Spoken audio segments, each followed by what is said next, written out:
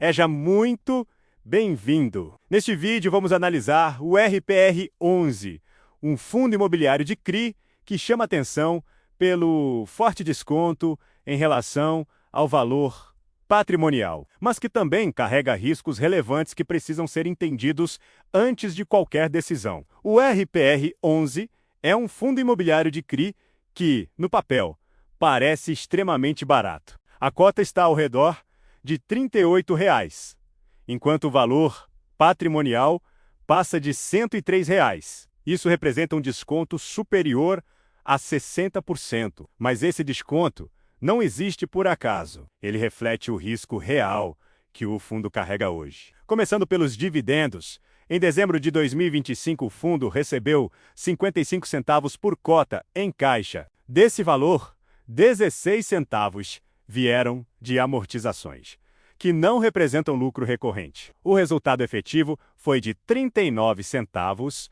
e o fundo distribuiu 35 centavos por cota. Esse ponto é importante, porque mostra que a gestão não está maquiando dividendos. Ela separa corretamente o que é amortização e distribui apenas o que vem do resultado operacional. Por outro lado, olhando o histórico do ano, fica claro que houve uma queda forte na capacidade de geração de renda. No início de 2025, os dividendos giravam em torno de 80 centavos por cota. Ao longo do ano, esse valor foi caindo até se estabilizar em 35 centavos nos últimos meses. O dividend yield acumulado em 12 meses ficou em pouco mais de 6%, um patamar baixo para um fundo que carrega risco elevado, risco de obra e risco de crédito. Hoje, o RPR11 não entrega uma remuneração compatível com o risco assumido se o investidor estiver focado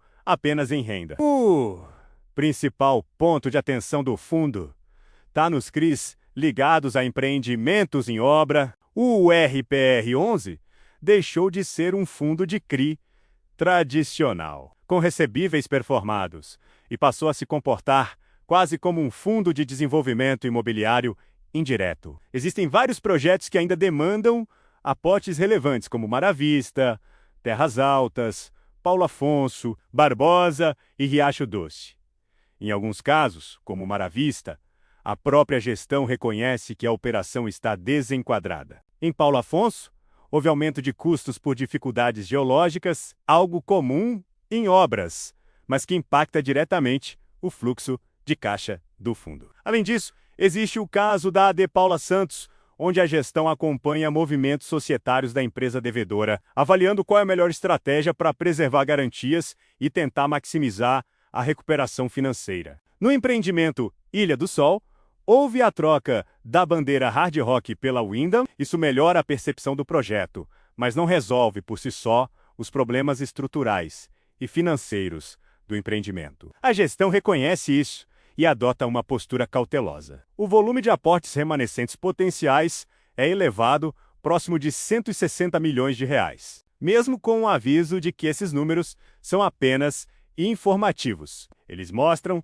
a dimensão do compromisso implícito do fundo com as obras. Isso significa que parte relevante do capital continuará sendo direcionada para concluir projetos, ao invés de gerar renda imediata para o cotista. Em termos de caixa, o fundo mantém cerca de 5 milhões de reais em reserva. Esse valor ajuda no curto prazo, mas é limitado diante do tamanho dos desafios. O fundo depende também de amortizações e recursos mantidos nas SPEs para seguir financiando as obras. Isso reduz a margem de segurança caso surjam novos imprevistos. Apesar de todos esses riscos, existem pontos positivos importantes. A gestão é transparente ao expor os problemas. Não tenta esconder desenquadramentos e não infla dividendos para agradar o mercado. Os ativos são pulverizados, o que reduz o impacto de um único projeto dar errado, embora exista correlação de risco entre eles por estarem concentrados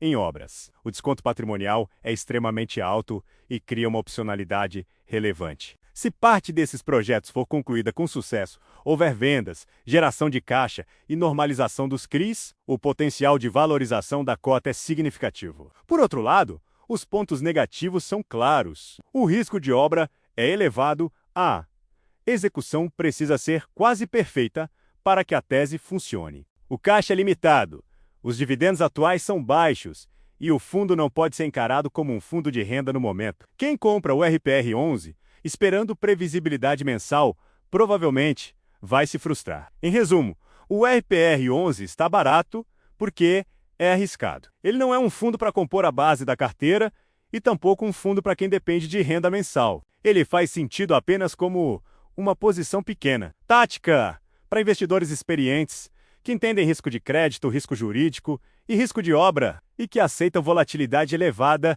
em troca de uma possível recuperação no médio e longo prazo. Se as obras andarem e os projetos entregarem resultado, o desconto pode diminuir bastante. Se isso não acontecer, o fundo pode continuar pressionado por muito tempo.